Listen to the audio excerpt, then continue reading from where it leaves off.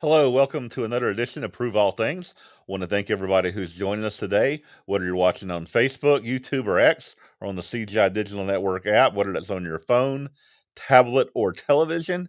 We thank you for joining us live, and to all those others, most people who are watching this recorded or listening to this as a podcast, we thank you for joining us as well. I am joined with co-host Mike James. How you doing, Mike? Hey, Jeff, doing well. We got the Santa Ana winds Hmm. coming through here in California, pretty significant Yeah. wind gusts today. Luckily, it rained, Hmm. so I'm hoping there are no fires started Hmm. today or tomorrow. But Yeah. that's what's going on out here. Yeah, I read an article about that this morning that the wind gusts could be up to like 50 to 80 miles per hour and knock down trees and power. So hopefully you'll live through that, I guess. I'm looking out the window and I'm seeing some of the palm trees like really bending a bit. Mhm. Yeah. Yeah. All right. We'll definitely keep you in prayers for that. And here in Atlanta, we are looking towards a possible snow event on Friday, which it keeps when the forecast keeps coming out, it keeps getting more and more snow and ice, and so it could be 4 or 5 inches. It could be nothing. You never know with snow. Yeah. It's just one of the things you have to just kind of wait and see, and just kind of look at the forecast to see. We do have plans for Robert Ansando to come visit us in Atlanta this week and speak. So I hope he's still able to do that. I guess if it's snow on the floor on the ground, we'll have to make appropriate decisions based on that. But hoping that we'll be able to continue, do that service that we have scheduled with Robert, and he's going to come record some Swahili language programs right here in the Atlanta studios in the basement here. So look forward to that this week. Great, great. Yeah, I'm thinking he's going back later this month to Kenya. Hmm. And as I said last time, I think we lost our leader in Rwanda. So Yes. Robert's going to look into the details of that for me. Okay. Yeah, that's unfortunate. All right, so I guess we'll go ahead and bring in our guests. Guests we've had before. It's been a little while since we've had Robert on the program, so go ahead and bring in Robert. How you doing, Robert? Very well, thank you. Thank you for joining us today.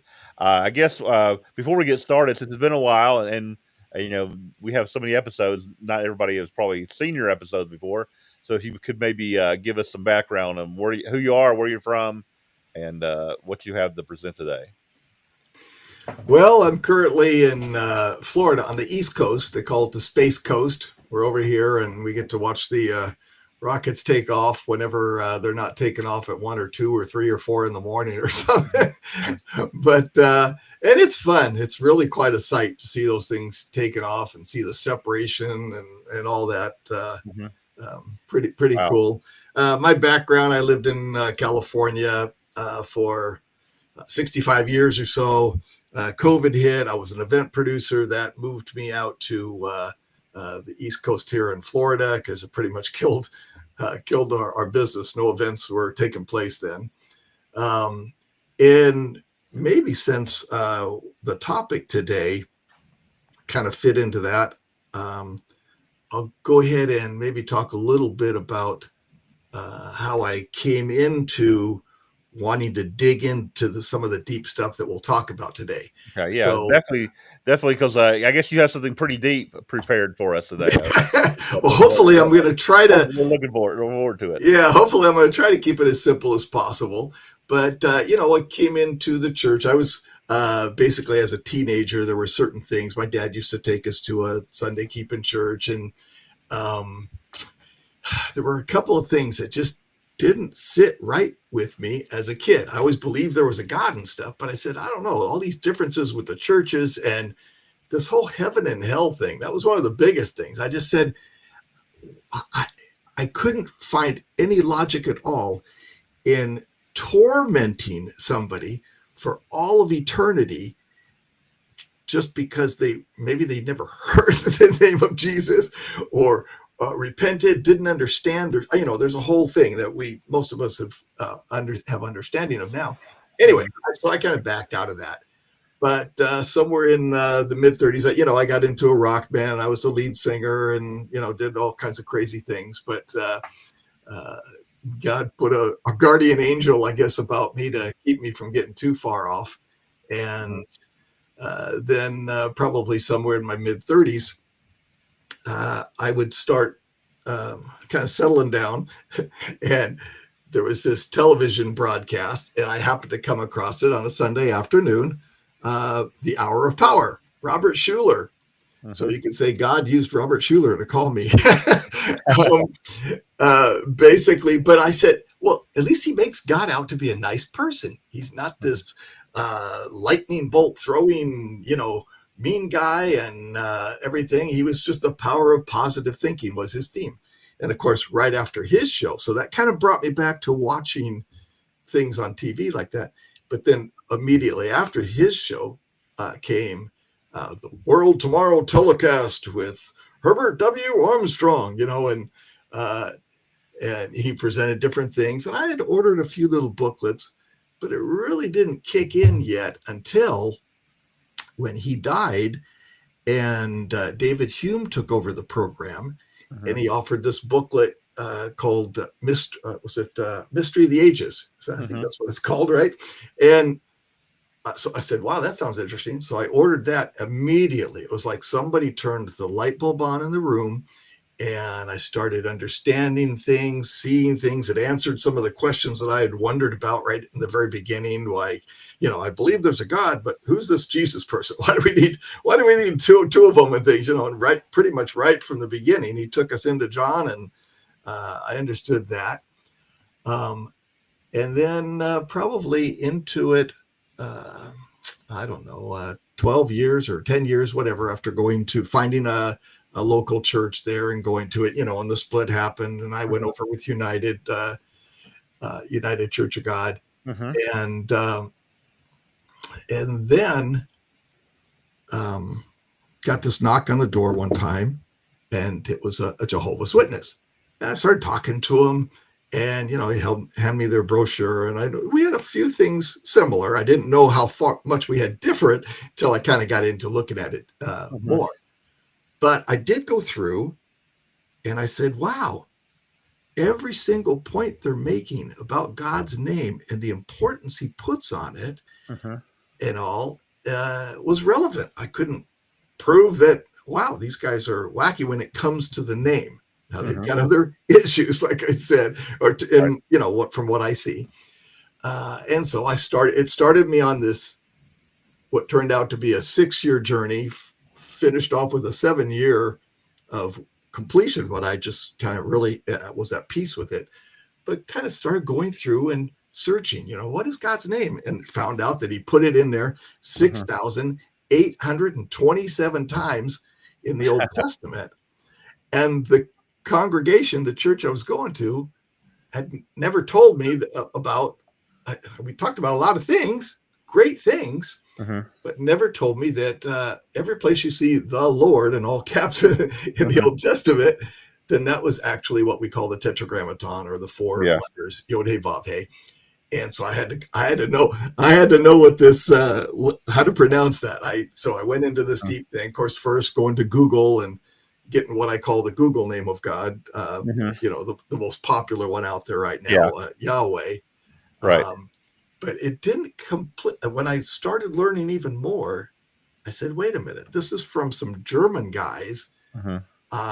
And there were certain things that didn't seem right. So when I actually went in and followed the Hebrew line, I came back to almost what the Jehovah's Witnesses have. They actually got that part right. Jehovah, which is in our King James Bible as well, but with a Y, because the J didn't exist. So it was pretty easy to put it together. And that's when I came up with Yehovah. And then a lot of, believe me, I put together spreadsheets with Hebrew names in it so that I could understand naming rules and all kinds of stuff. I mean, I wasn't taking anybody's word for it. I was getting in there and really digging in. Anyway, so that kind of got me on that path. And really, when God turned the light even brighter, and I changed from being someone who mainly kind of went and sat in the congregation, which is fine. That's good. We all have different fruit of the Spirit. Everybody doesn't have to be a teacher. But that's kind of what he turned me to being a teacher and put all kinds of other things. I was able to see a lot of stuff even more brightly after that. So that's kind of where I'm at now. I've associated with Guardian Ministries and David Etienne and all, being the feast director and music director for David for, I don't know, many years now, which I currently still do. And we'll actually be, we've got a site chosen, and we've got a contract signed, the deposit down and everything. And I don't think David has officially announced it yet, but I guess I can go ahead and let the cat out of the bag. It's not really a secret. He did send out some emails about some of the places we were looking at. So it looks like Palm Desert, California, Embassy Suites there is going to be the place. And of course, we invite CGI and other. It's an open site. We're not closed. So we'll have that going on coming this fall. Sounds great. Sounds great.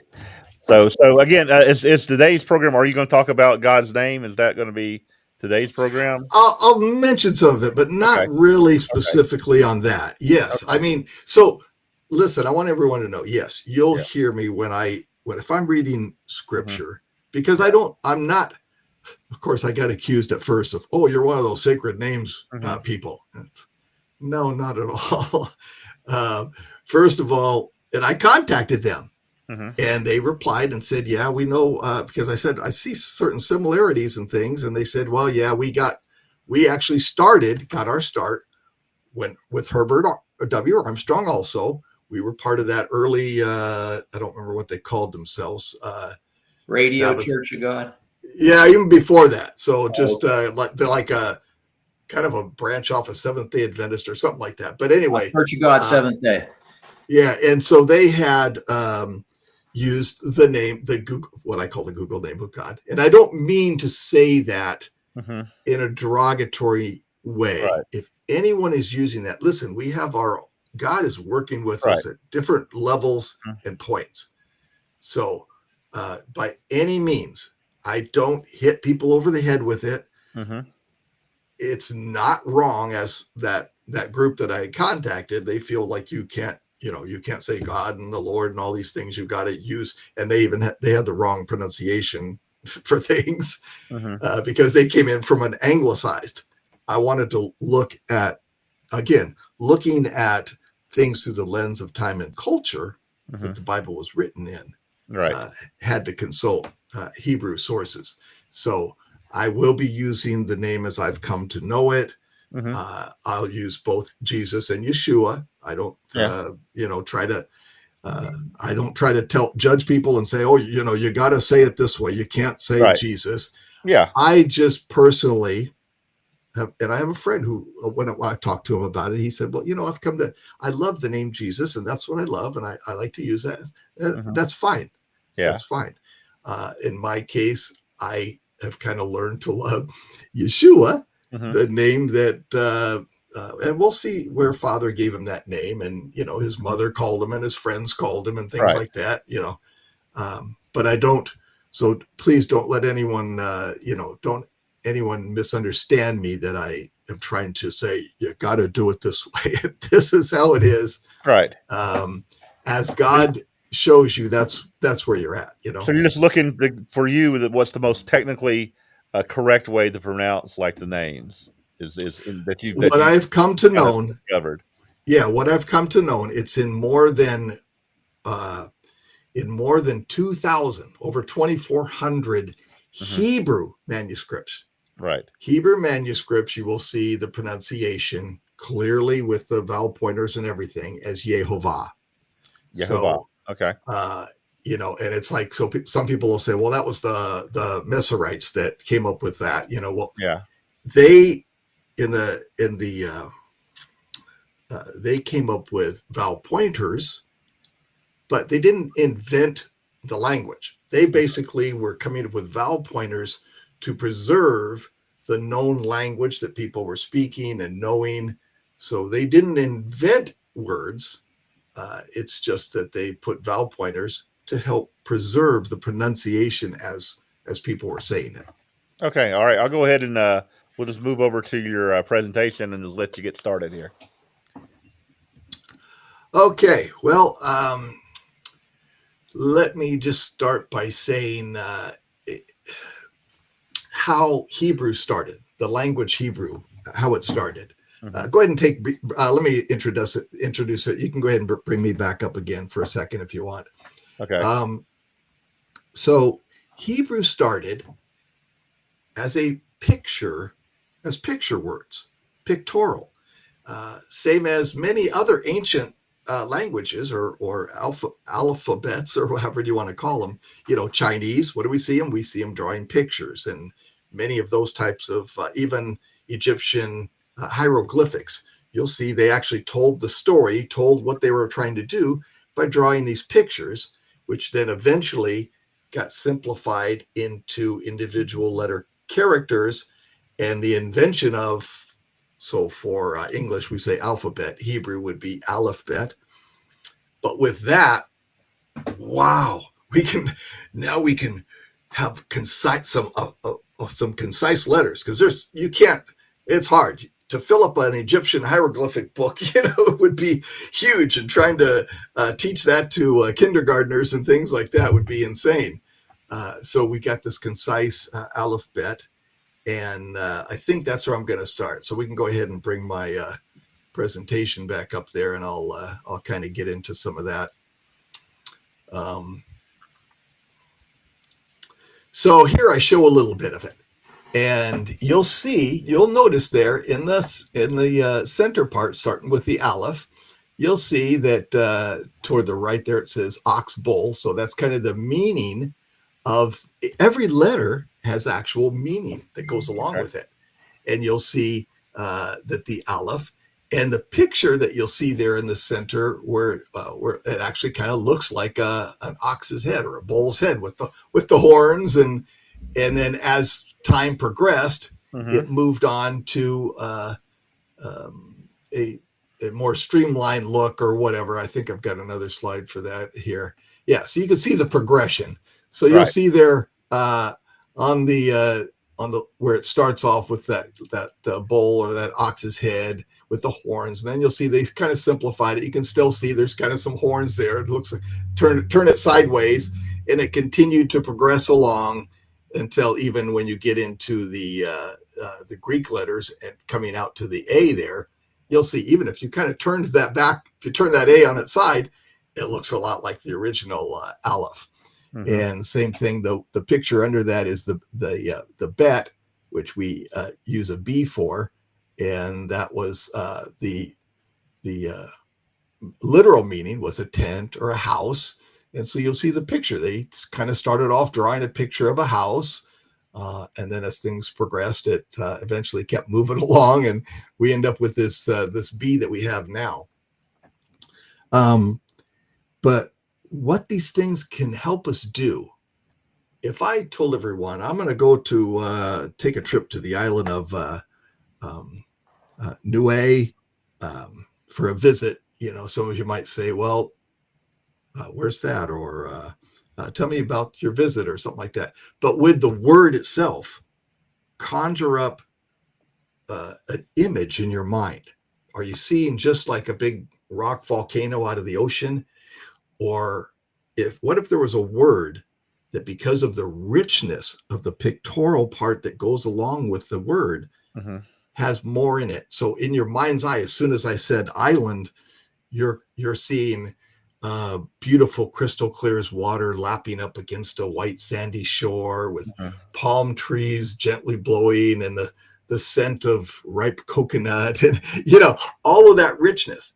And you get a lot of that in the Hebrew because of the picture starts, and even down to the individual letters. And I think, let me see, did I Just a quick question, Robert. Yes. I've had some discussions with people about this. Some people that really get into the Paleo Hebrew, and they really emphasize the pictures, the original pictures. There's a problem with that, isn't there? As the language develops over time, and if you're just looking at what that original letter was, you can have some problems. I get the idea that you can learn some things about the words today because of the original Paleo Hebrew, but can't you run into some problems also if you rely too much on the original Paleo Hebrew?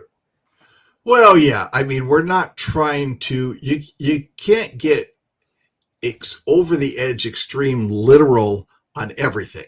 Matter of fact, I think I've got an example up here. Let me see if it comes up here. What do I got next? Okay, so I'm going to try concentrating on just 3 of the letters. And again, I don't want to make it too literal, but is a beautiful thing that comes out of it. And that is, we'll concentrate on the Yud, which the picture for that, and you can see even the drawing for it looks kind of like a hand or an arm reaching out with a hand. Right. And then the other 2, I'm going to concentrate here and looking at this, would be the Hey and the Vav, which you see means to reveal or behold. And then the Vav is the nail. Now, I don't want to put extreme amount into it, but it still kind of makes me sit back when I see what I'm going to show you next and go, wow. It makes you think really deeply about something. And that is this.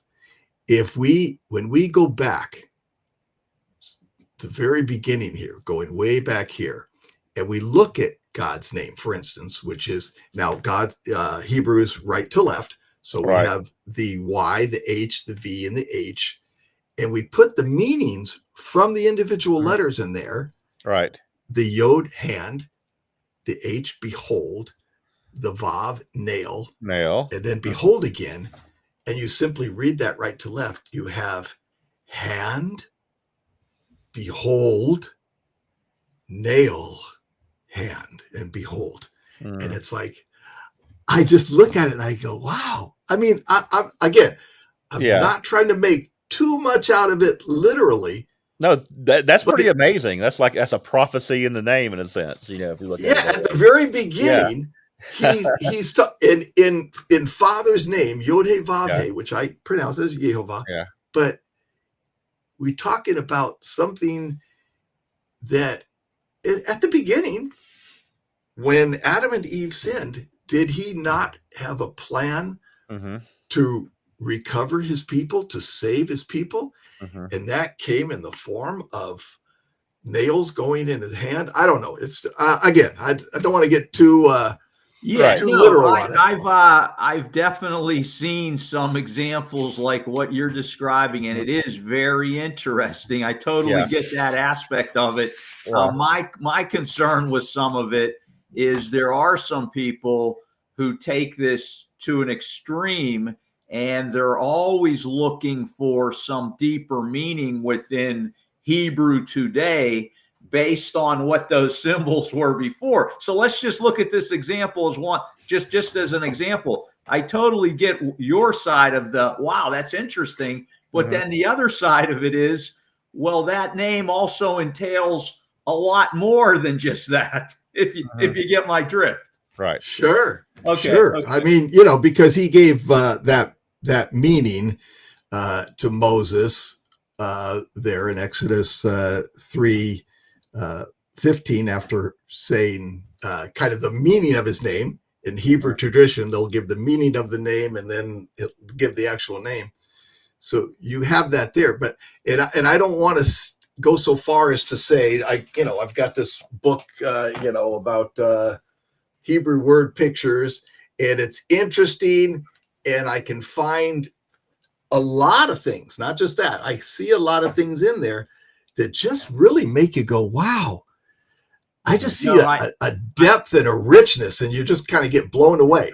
Yeah. I agree with you. I've also read an interesting book about the Chinese characters and how they relate to Scripture, which is very intriguing and interesting when you think of how everything got started. I'm not going to get into that right now, but please continue. Yeah. But so I guess the warning thing here is that we're not wanting to build theology on it and build a religion on it and all that kinds of things. It's there.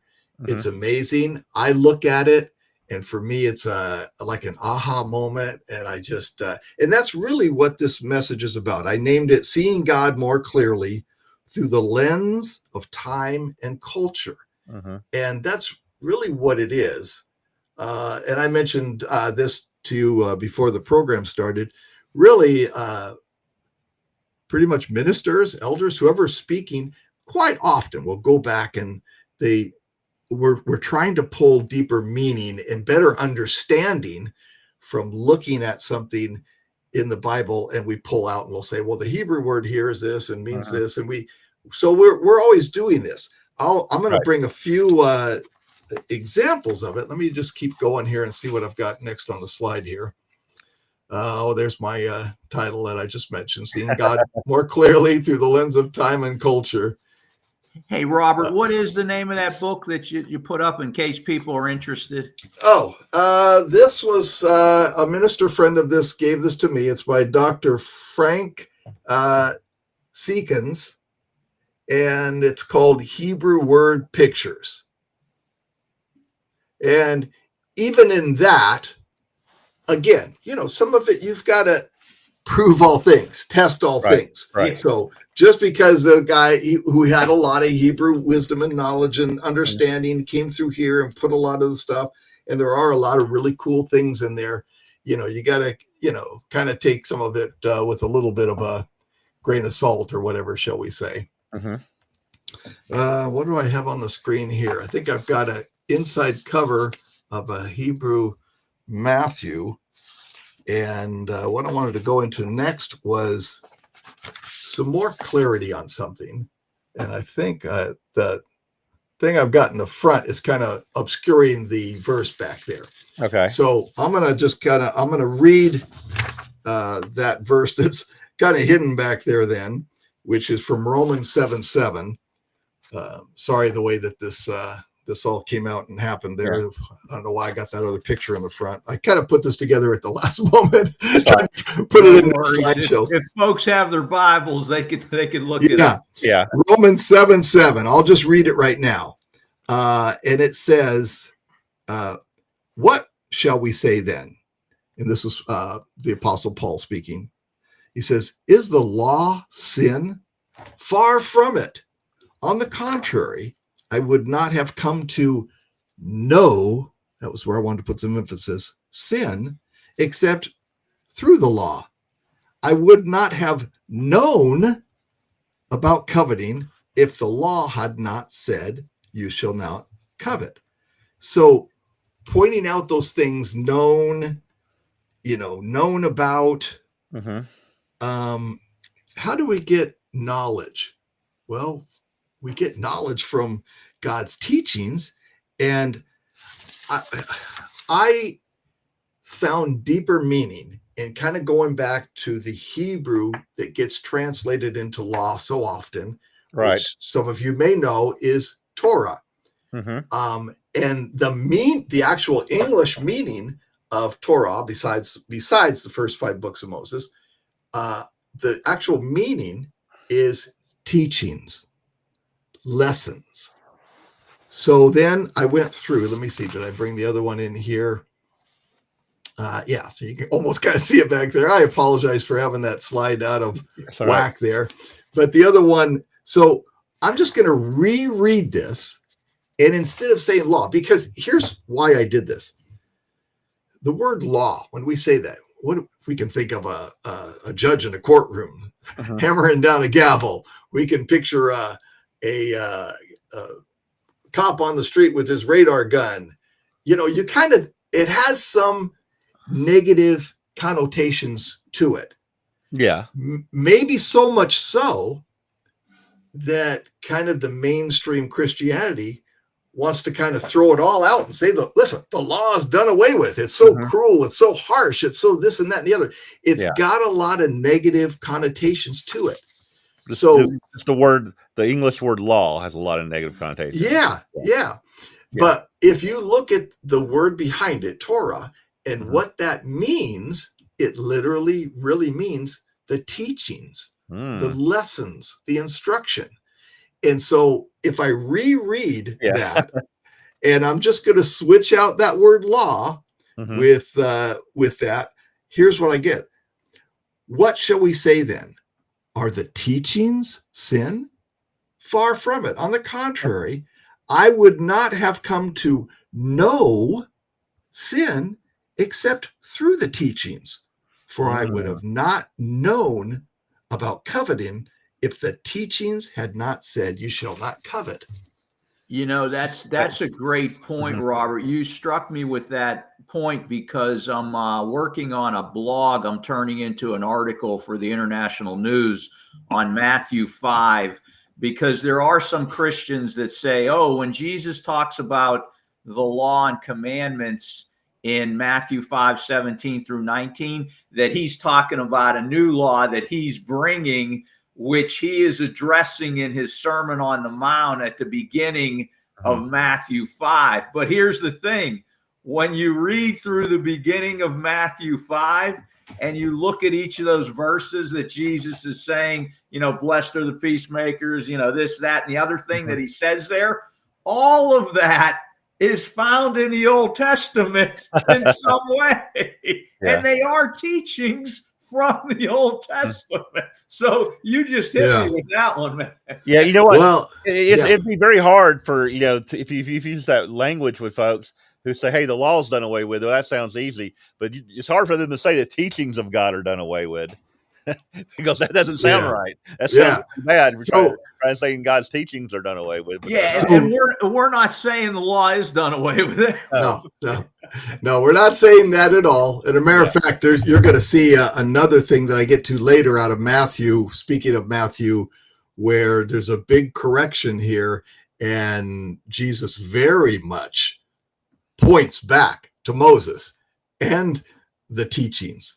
But it's just one of those things where now that I see this, I like to, when I'm reading and it says law, I many times will just automatically convert it to the teachings, just so it sits better in my mind, and I kind of better understand what's being said. That the teachings are not done away with. The lessons are not done away with. What would it all be if we did not have the teachings, which is kind of the point basically of Romans 7 there. That's really what Paul's getting to, saying is that, the teachings are not done away with. How would we know anything if we didn't have the teachings? And all throughout, and Jesus himself said, I didn't come to take away, but to give meaning to it, to really give an example of what those teachings mean, is really what that kind of got to. So it's really about the meanings. And so I'm going to keep going along here, switching now over to the Hebrew language again, because some people will say we've really kind of gotten into a lot of new evidence now that we've been finding as we go along, and as we dig deeper and search deeper. Some people will say, well, Jesus spoke Aramaic. He didn't, or he'll say the Jews of the time, the language was Aramaic. They didn't speak Hebrew. But really, I think they were trilingual. I think they spoke, and I know that Yeshua spoke all three. He was able to talk to the Romans and Greek and to the people. But notice I wonder if I've got this on the screen here. I think I put a slide up for Acts 22:1. Let me see if I can bring that up. Get over to it. Let's see here. I can't get rid of that. I guess it won't go away until I get out of that slide. I'll read it to you. Acts 22:1 and 2 says, and I think this is Paul speaking again, saying, "Brothers and fathers, listen now to my defense before you. When they heard him speak to them in Hebrew, they became even more silent than Paul declared." And he goes on. So they certainly understood it. I think this is a whole other thing, and we don't have to get into arguments about whether in the Jewish homes, did they speak Aramaic or did they speak Hebrew? But I think they certainly understood it. If they went to temple, they had to be able to understand it to a certain degree, because the scrolls were read to them in the Hebrew tongue.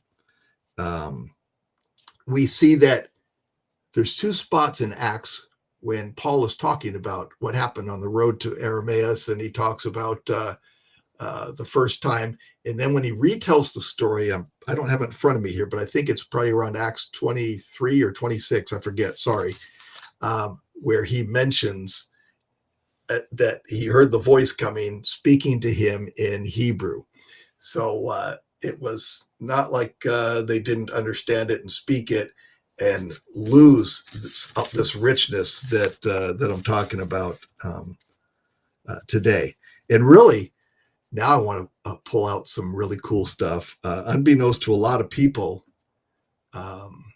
we didn't have all these several years back, these Hebrew Gospels from the New Testament, which now we have a lot of it, many of them. Let me see if I can get that other slide off of the screen there. I got, there's a very popular one, the Hebrew Gospel of Matthew by George Howard. That so one. Is that a Hebrew Gospel of Matthew? That's a translation from the Greek into Hebrew is what it is? Well, we can't say you know what? There's a lot of evidence that says no to that. And I don't know if I've got that on another slide here, because I've got some historic comments from some, but we've been discovering it a lot, as well as also out of. I'm saying, are you saying they discovered a manuscript, an old manuscript of Matthew that was in Hebrew rather than Greek? Or is correct? Okay. More than one. There's many. So George Howard's is probably one of the most famous. What he did is he showed the Hebrew on one side of the page, and then he showed the English on the other side. Now, what he did, I suppose you could say, because this was in the 90s that George Howard came out with he released his book and put it all in there. But he would put a lot on the English side, kind of what the Greek said. Maybe that's what he knew. And so while he showed the Hebrew, which many times said something different than what he put over on the English translation side, he just he put his translation there. So there are other people now kind of going through and doing a literal translation instead of George Howard's side. And a matter of fact, from in India, they've discovered many from Cochin, India, several Hebrew books of the New Testament. There's Revelation, Jude, James, Matthew, a bunch of them. So, and there's several. Have they dated those manuscripts, Robert? Like, are you aware of any dating on them? Because I definitely have heard that there is definite scholarly opinion that Matthew might have been originally written in Hebrew because of the way it's written. But I have not seen evidence of a contemporaneous Hebrew manuscript. I'm talking like first century, that is proven that it was written in the first century, unless you know of something like that. I do know of some very well-known historians that state it as fact, but let me see if I've got, and that was that one right there on that picture I just brought up. That's the one that was from India that they use primarily as their New Testament. It's a Hebrew, Revelation, James, and Jude there. And again, you're saying that those come from old documents that were written Well, now in Hebrew? for the ones found in India, I can't say as much. I Okay. know that Shem Tov's Hebrew Matthew, the one that I showed on the previous page there, Right. that one is from around the 1400s. Mhm. And what he was doing at that time, the Jews were being persecuted by the Church of England, as you guys know, at that time. And so in defense of that, he had this Hebrew gospel there. And so there have been many, many copies of that came out of Shem Tov's. Was the one who wrote that one and came out of that. So there, we do have many of those. And you know what? I'm going to skip over this part. There was something really cool. I had something come up from Isaiah that I discussed with my family not too long ago, but I'm going to kind of skip past that so I can stay on what we're actually talking about at this very moment here. I can always come back to that if we need to. Mike, you mentioned this, Hebrewisms. That's one of the things where a lot of people will say, oh, well, it sure looks like it would have originally been written in Hebrew, because there's tons of Hebrewisms in there, which you can see the dictionary defines it as characteristics occurring from another language through spirit or practice, characteristics of Hebrew. And I'm actually going to bring one up for you right here that says the literal translation is with 4 eyes, which is a unique type of thing. It's like who goes around saying that? Other than now in modern days we say, oh, somebody with 4 eyes, that means somebody with glasses. No. Yeah, that's not what the Hebrewism here. The actual meaning, when they would say with 4 eyes, it means face to face without the presence of a third person. Okay. So that's a great example, Robert, of you got to be careful with language. Yeah. But I mean, yeah, exactly. You know, you say 4 eyes. If you don't understand what's behind it and the meaning that we can see now, simply meant, if I was in a room with you guys and I turned to Mike and said, I want to speak to you with 4 eyes, maybe other people wouldn't understand, but it would mean, Mike, we got to step aside. We got to talk about this just one-on-one, is basically kind of what that meant. So for us, if somebody's like there's a translation in the Bible of this word or whatever, for us it's not good to say with 4 eyes because that confuses us. It's better to say face, which is actually what it meant.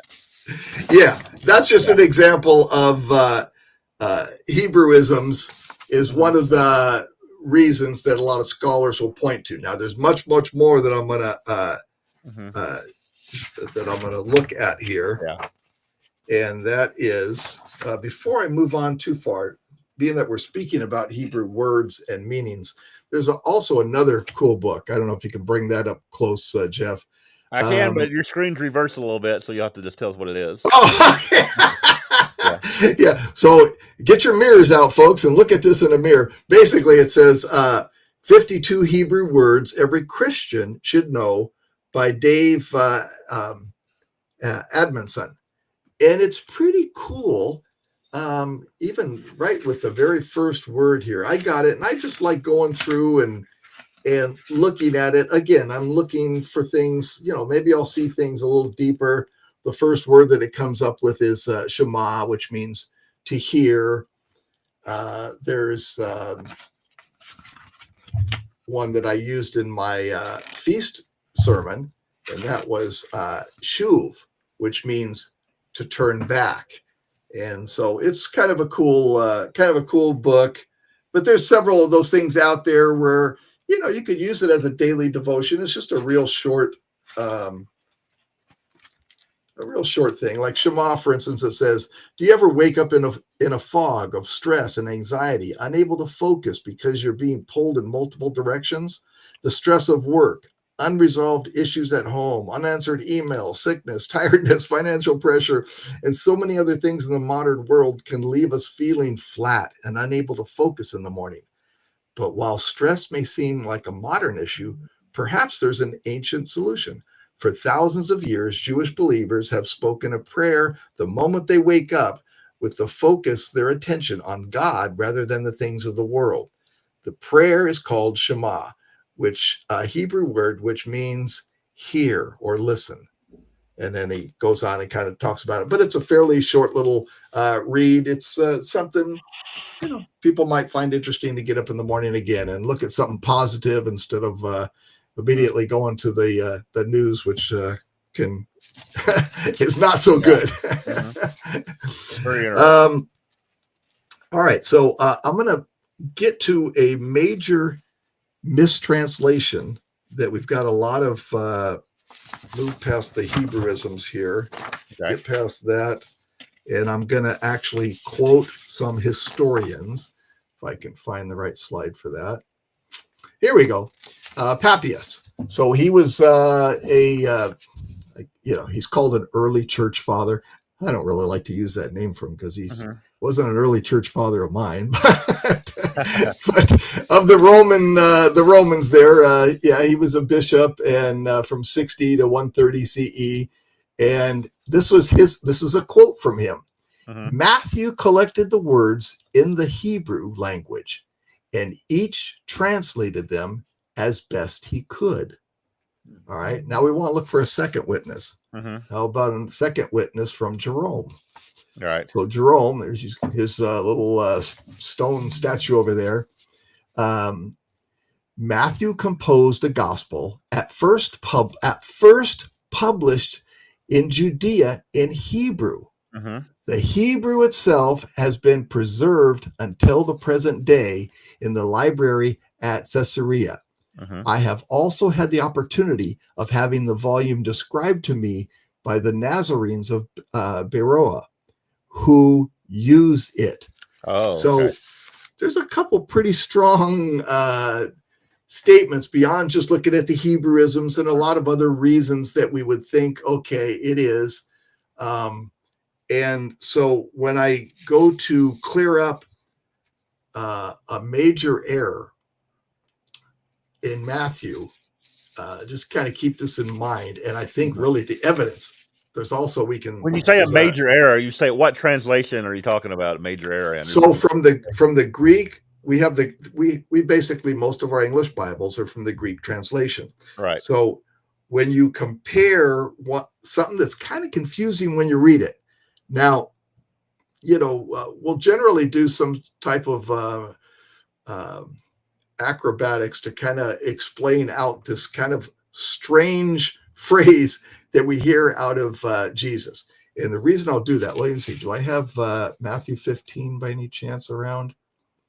Well, naming, before I get into that. So we'll come back to that in a moment here. Okay. But another thing that you see throughout Matthew are Hebraic naming things. And we know about Abraham, of course, that names are very important, where what happens, and it also happens in Matthew, that the name is given and then the reason for the name. So with Abraham, for instance, we have in Genesis 17:5, neither shall thy name be anymore be called Abram, which means exalted father, but thy name shall be Abraham, for the father of multitudes of nations have I made thee. And so that's the meaning, again, the meaning behind the name. And it's really cool. When I told you I did a whole spreadsheet on Hebrew names, and it's pretty amazing how they all come out.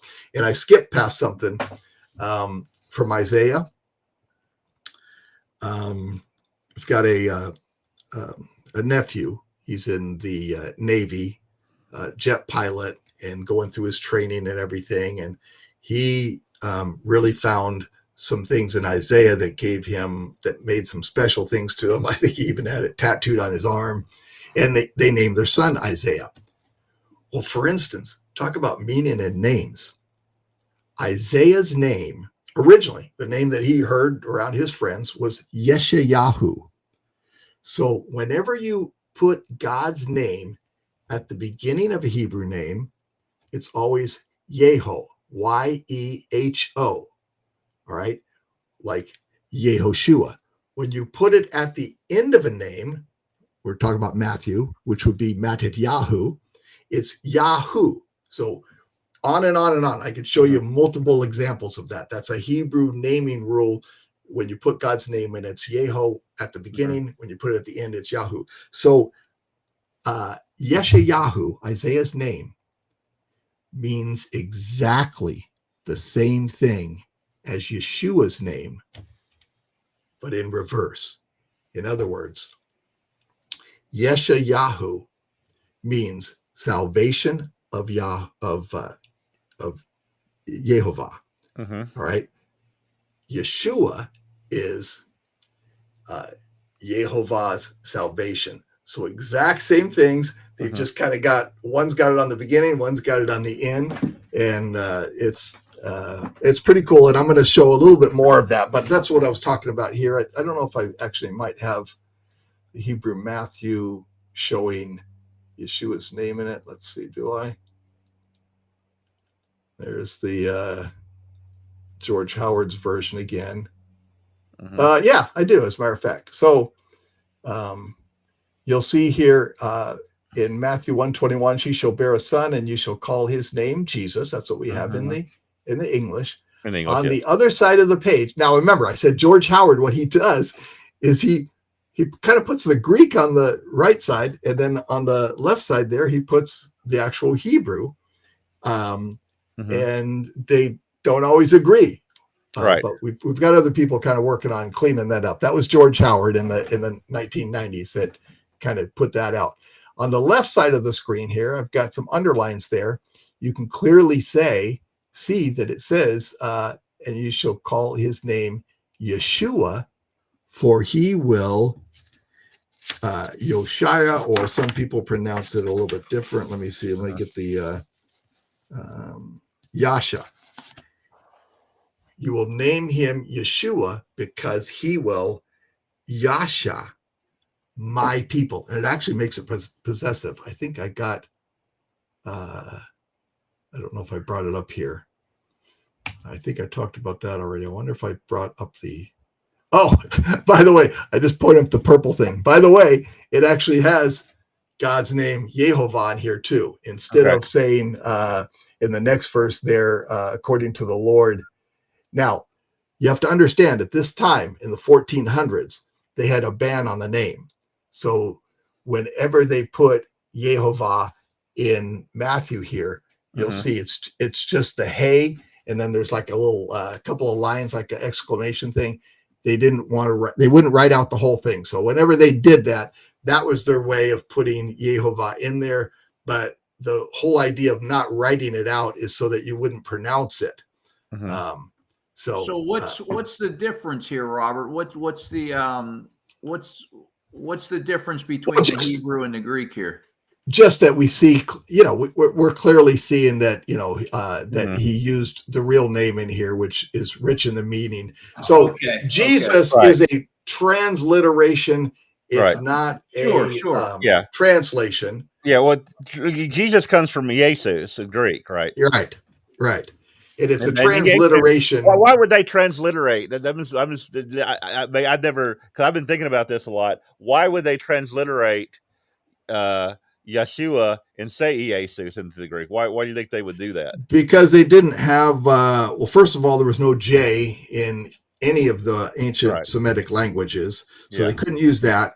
In the 1611 King James Bible, the first edition of the King James Bible, they have an I in there. So you see Jesus in there. You don't see Jesus in there. But they didn't have the letters in Greek to write it out. So they came up with this, an attempt to make an audio sound that sounded like Yeshua. And I think really they probably came more from Yasha. The word salvation. It's probably more of what they were trying to transliterate. Gotcha. So that was kind of the reason or thing from that. Gotcha. Okay, now I'm going to get into the one of the corrections here. That correction I'll tell you about. Okay, that's what I was looking for. Okay. All right, here comes the exciting part. Okay. All right. So in Matthew 15, 14, it wouldn't be the first time that Jesus was at odds with the scribes and Pharisees and things like that. But he says to them, leave them alone. They are blind guides of blind people. And if a person who is blind guides another person who is blind, both will fall into the pit. So he was very much at odds with them. But then we get over to, see if I think I have it as the next thing here. Now we get over to Matthew 23. Now, so remembering what he instructed us not to do as the scribes and Pharisees tell you, then we come to the English version that we have from the Greek in chapter 23 of Matthew. Then Jesus spake to the multitude and to his disciples, saying, the scribes and the Pharisees sit in Moses' seat. All, therefore, whatsoever they bid you observe, that observe and do. But then he says, but do not do after their works, for they say and do not.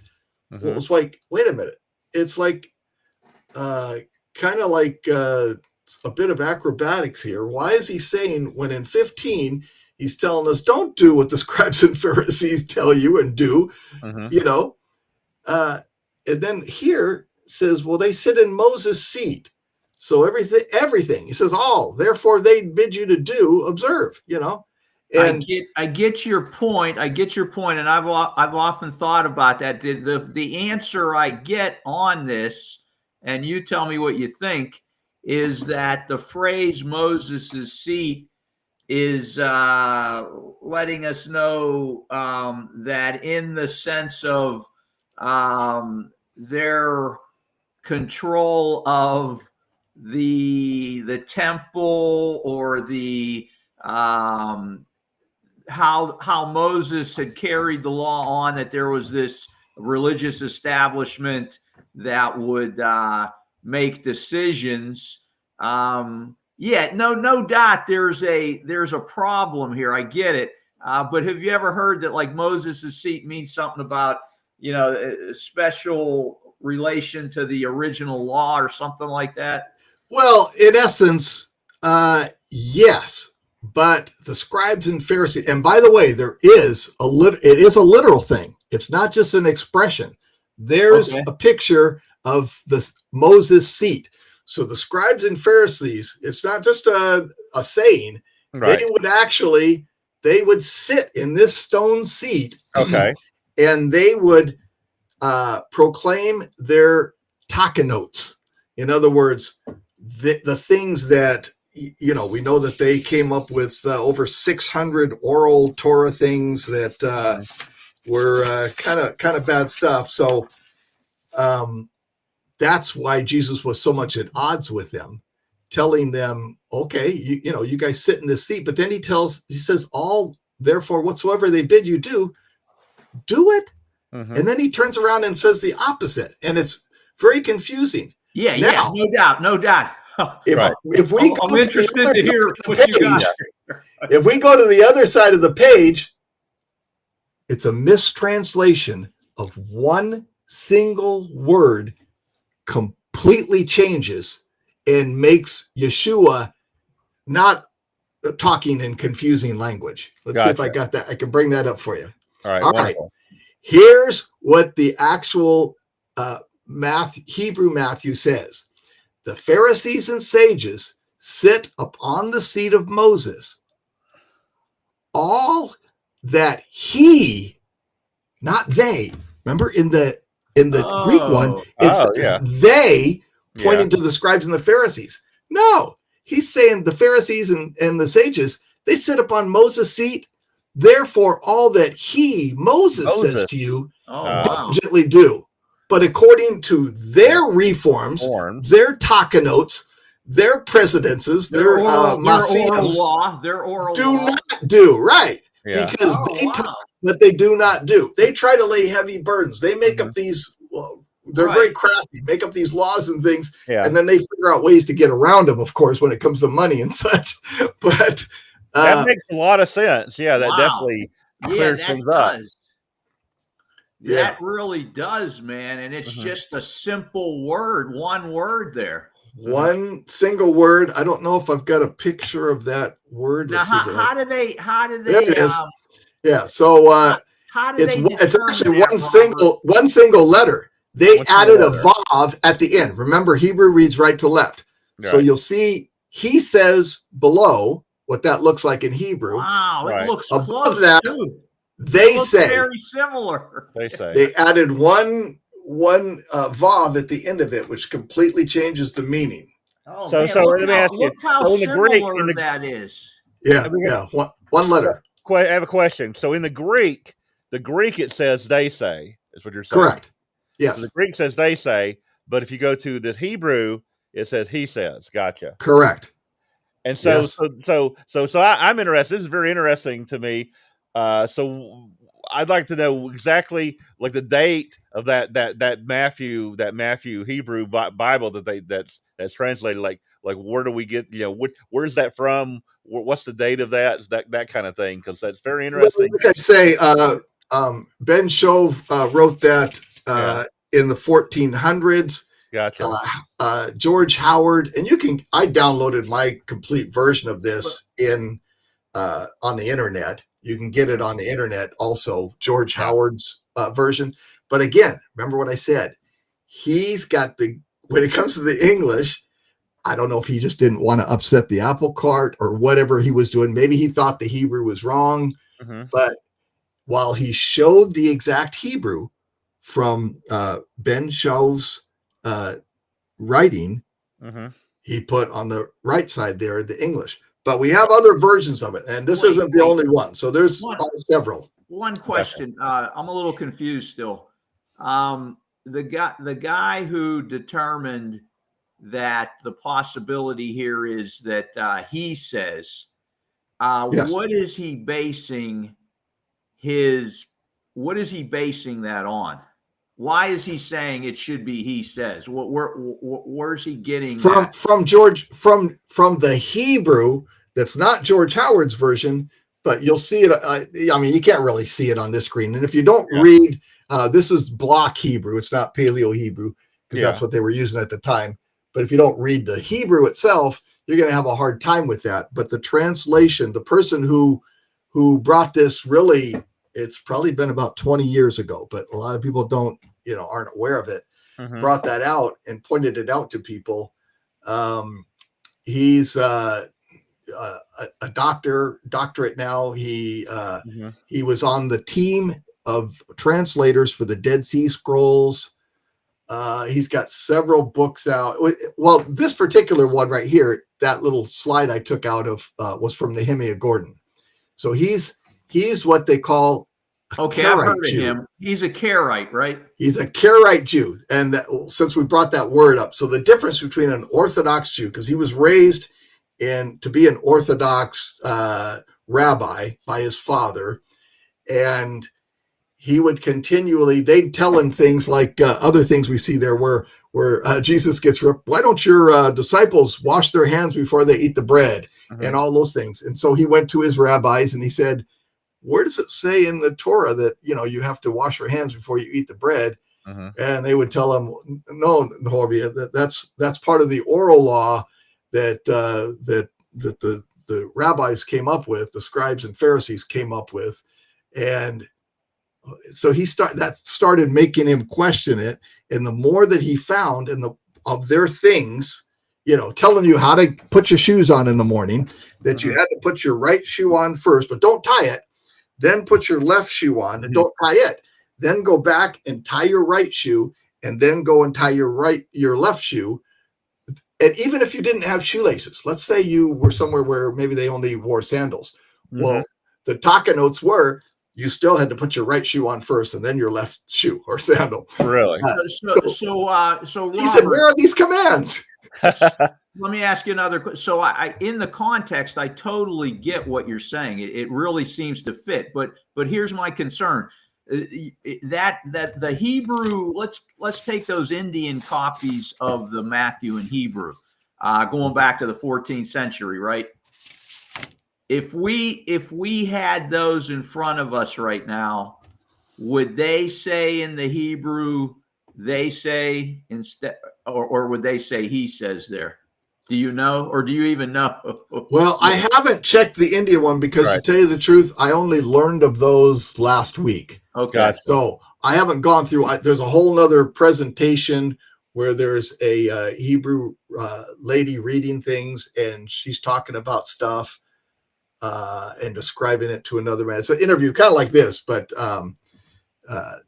that's where that came from. And there's even more. So yes. More recently, one more question, because this is very, very interesting to me, because that's something that's always been in my head about that scripture. So that's why I'm so intrigued by this. Again, for me, it's interesting because I've read different opinions. There's some people who say Matthew was written in Greek, and there's others who said it was written in Hebrew.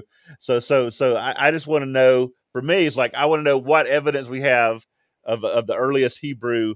Again, you show the early church fathers per se saying there was a Hebrew version. I just want to know where can we get this.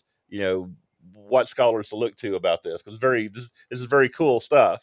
If I think there's a couple of them. Like I said, there was just a video that I looked up the other day. It just came out by another church group or whatever, and they were going through and they talked about the ones they found from India there. I think Nehemiah has probably found at least a dozen Hebrew Matthews, because it was put to him as a test. So if we searched Nehemiah Gordon on the internet on Matthew 23, 2 and 3, does he have something out there on video where he addresses? Yeah, he's got one that's probably 20 years old. And a matter of fact, I don't think I have the booklet in front of me at the moment. He wrote a book titled, no, this isn't it, but he wrote a book titled the Hebrew Yeshua versus the Greek Jesus. And in that, because being a Karaite Jew, he goes, because he was a Jew, he was told, stay away from those Christians. All they want to do is they just want to convert you and all that stuff. And they're going to disclaim everything you said and everything. So he was put to it as a challenge. And so as a literary Hebrew scholar, he went and said, okay, because somebody brought that problem to him. A Christian minister brought that issue to him. And he said, all right, well, it's not really my problem, it's yours. But being that that's my job and that's what I do, I'll go look into it for you. And then he found this Hebrew Matthew, went through and looked at it, and he said, well, it doesn't even say that. That's why, and then he came up with the other evidence talking about Papias and Jerome. And he has a video that you can get to on YouTube. And it's probably going to say the same thing. Probably if you search, I don't remember which way it is, Hebrew or Greek Jesus. I think it's the Greek Jesus versus the Hebrew Yeshua by Nehemiah Gordon. Okay. If you search that on YouTube, you'll come up with a 20-year-old video. He still had hair at that time. Now he looks more like Mike, but he still had a bunch of hair, and he's on stage, and he makes about it's probably an hour or 2 hour video presentation. He goes through the talking notes and different things, and he explains Karaite Judaism and things like that. Yeah, Olivia is making a good point here about. I think that she's answering my question, and as you are too. But I think what you're saying is that the way that Matthew 23 is written about Moses's seat, that Moses's seat would definitely mean the law that Moses had, the written law that he made judgments upon, and he would only use that law. He wasn't doing what the Pharisees and the other teachers, where they were making stuff up and bringing it in. He was strictly sticking to the written law. So if you stick to the written law, then if you write that in Hebrew, it's going to make more sense to say, well, he says, because Moses' seat is what the law was to Moses, rather than these additional things that the Pharisees brought into the law. That again, that makes a whole lot of sense. Yeah, you hit the nail on the head. I mean, really, the Hebrew version pretty much explains. And again, it's just one little thing like that that changes it from he to they. All right. Okay. It changes it from them to a possessive kind of a word. And they're saying, hey, you sit in Moses' seat. So since they sit in Moses' seat, do what Moses said, not what they said. Because all throughout Jesus' ministry and on time on earth, he was always reprehending them, telling them they make their taka notes, they make God's commandments, his teachings of vain, teaching their taka notes over God's. Yeah. I mean, it's on and on and That's the one scripture where you're kind of like, well, what does he mean? Like, what? Yeah, this clicks, man. Yeah. So there's other things in Matthew that the Hebrew Matthew like maybe corrects that's wrong in the Greek Matthew, or is this the big one right here?